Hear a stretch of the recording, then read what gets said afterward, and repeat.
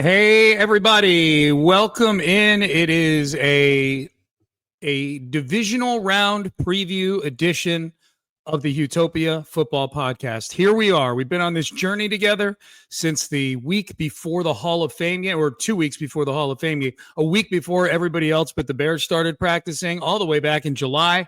And now here we sit, 3 games away from pay dirt. But let's eat what's on our plate and try to get through the Kansas City Chiefs first, because let's be real, the Texans have never been beyond this round before. So let's focus in on that. But man, this is a whole lot of fun. It's been a fun week. If you've been listening to Sports Radio 610, we've been having a blast with the build-up here to the AFC divisional round. My name is Sean Pendergast. I'm one half of Payne and Pendergast on Sports Radio 610, 6 a.m. to 10 a.m. weekdays. Appreciate all of you tuning in there. Appreciate all of you tuning in here. And this will be a quick one today as we lay out a preview and my prediction for the AFC divisional round game in Kansas City, the Texans and the Chiefs. Before we get into the six-pack style preview, a quick reminder or a plea to subscribe, rate, and review the podcast. Tell a friend, tell them to subscribe. The downloads are what gets the bills paid, man. So appreciate all of you continuing to support the podcast, and hopefully you're enjoying all the content both here and on Sports Radio 610.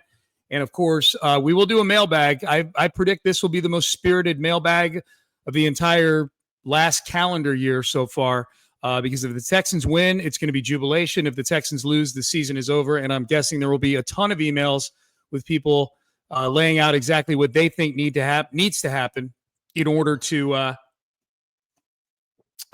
the team to get beyond where they've been before. So here sit the Texans now for the 6th time in franchise history in the divisional round, 0-5 in the previous 5 stops. If you can, if you a little trivia, if you guys remember, let's see who have they lost to?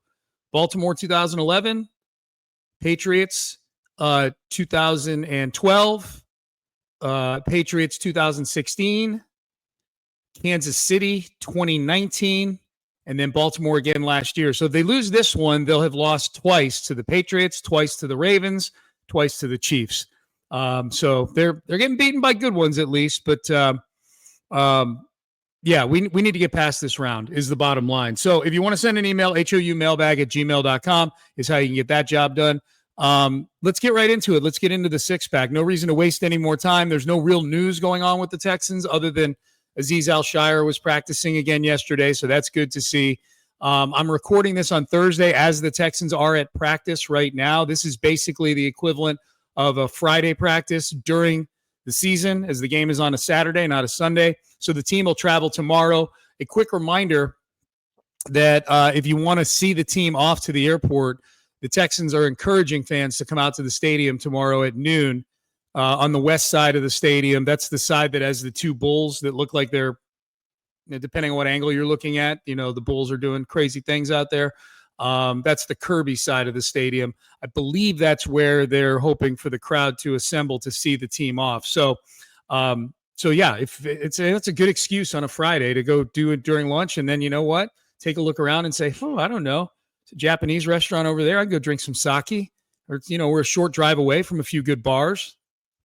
Use tomorrow as a half day, man, to get ready for Saturday. We all need to have our game face on for Saturday. If you're headed up to the game, good for you. Hopefully you're listening to this right now in the airplane on the way there, and I'm informing and entertaining you. I love that. And I would expect that the Texans are going to get a decent turnout up there in Kansas City. The tickets, from what I've heard, are not all that badly overpriced. It sounds like it's a gettable ticket up there in Kansas City. So yeah, good luck to everybody who's traveling up that way, man. Hope to hear from you. Hope to see some great stuff on social media from the traveling Texans. All right, let's get into the pregame six-pack for this. As we sit right now, spread on the game is Chiefs -8.5. The Texans have played the Chiefs twice in the playoffs before, as I outlined earlier. One of the losses, the catastrophic 24-0 lead that the Texans built, and then the catastrophe came shortly thereafter as they were trailing by halftime of that game, 28-24, an absolutely remarkable collapse. And then the other game was back in the 2015 season, January of 2016, the wild card round of the playoffs, and a game that was literally never close. The Chiefs took the lead on the first play of the game with an opening, a kickoff return to open the festivities, and it didn't get any better after that. Brian Hoyer turned the ball over roughly 26 times in that game, it felt like.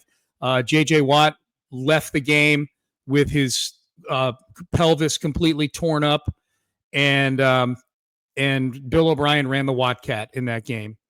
I don't think there's anything more I need to say about that. So 0-2 against the Chiefs, trying to get off the schneid in the playoffs and get a win as a big underdog. I do think that the Texans have the force of America behind them right now.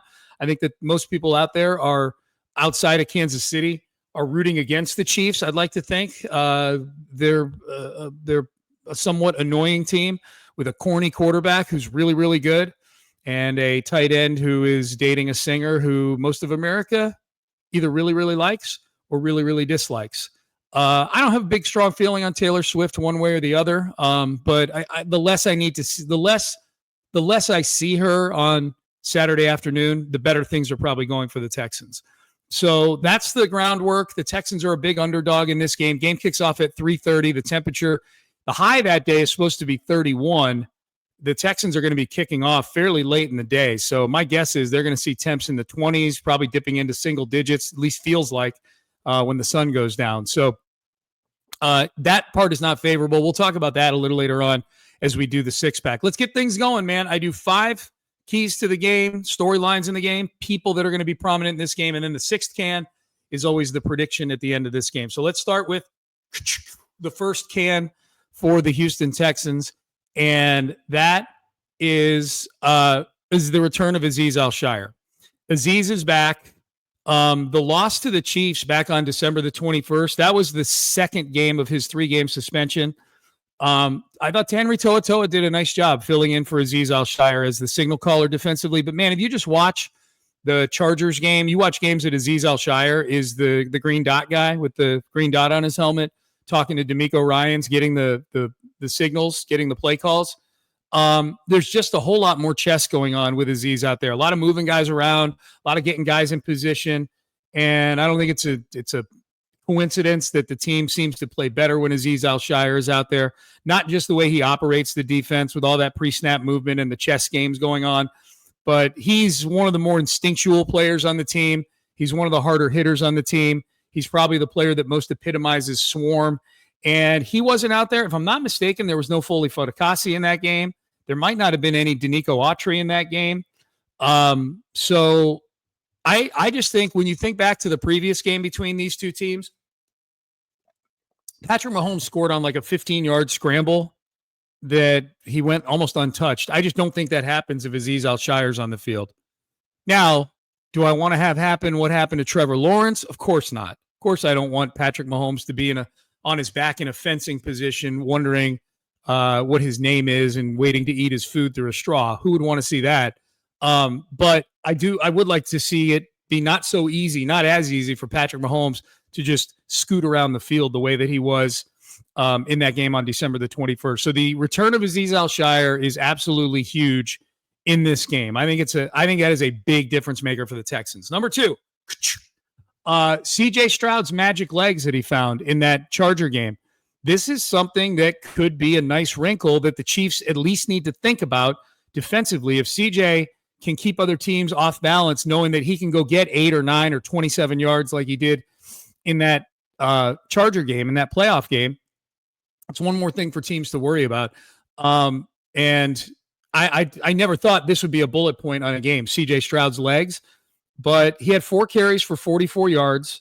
I erased the 2 kneel downs at the end of the game in my stats. He on the box score, I think it was 6 carries for 42 yards. So take out the 2 kneel downs, 4 carries for 44 yards. He had the 27-yard run there, which means the other 3 carries were still for 17 yards. So every time and he had a QB sneak. So he basically had a QB sneak, a 27-yard run, and then a couple runs that were like 8 or 9 yards.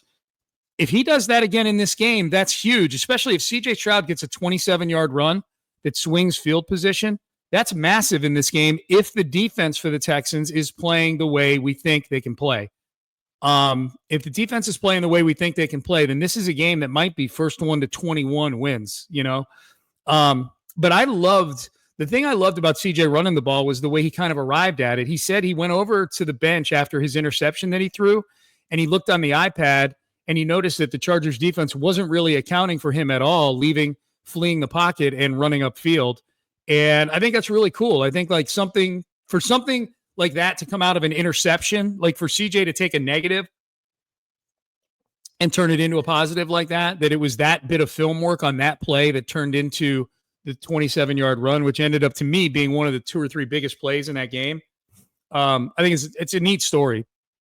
So that's number 2, CJ's magic legs. Return of Aziz, CJ's magic legs. Number 3, keeping up with Mr. Jones. That would be Chris Jones. Patrick Mahomes is the most indispensable player on the Chiefs. I think that goes without saying. He's the quarterback. He's the potential GOAT. He's very, very good. By the sheer nature of the position he plays, he's their most indispensable player. He goes down, and they've got whoever in there, Carson Wentz, trying to go win a Super Bowl. Their best player at his job is probably Chris Jones. It's just that his job is not as important as Patrick Mahomes' job. But Chris Jones is one of the best in the league at what he does. I call him a defensive lineman. I hesitate to call him a tackle or an end because he can line up all over the place. He's got the most potential to ruin this game for the Texans. If the interior of the offensive line that's been around for most of this season shows up for this game, then Chris Jones may eat in this game. Now, he did get injured when these two teams played last time, and he has not played since then. So how fresh he'll be is probably a big question. But given just how weak the Texans' interior O-line has been this season, I got to imagine Jones is licking his chops getting ready for this game. So Chris Jones handling him, containing him, making sure he doesn't ruin the game. He's going to make plays. He always does. He's not going to be invisible in this game.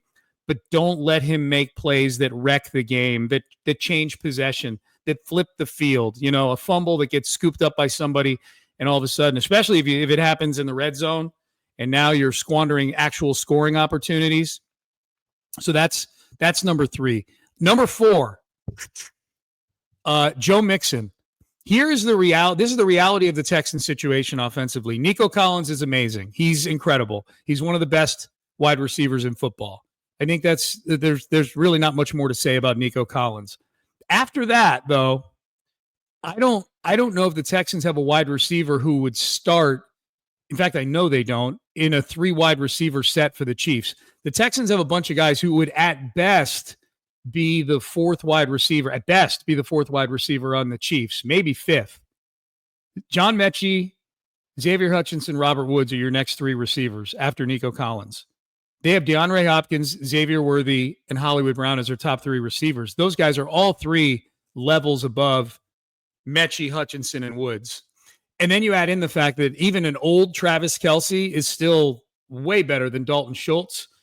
And it all comes back to this. They've got to be able to run the football. The only way they loosen things up and get guys like this, other than Nico, guys like this, and get them open is if they run the football, and if the Chiefs have to respect the run. You know, if they've got to put 7 or 8 guys up there to stop the run, now you've at least got a chance to scheme some things up, or you have a chance for Nico just to get open because he's Nico.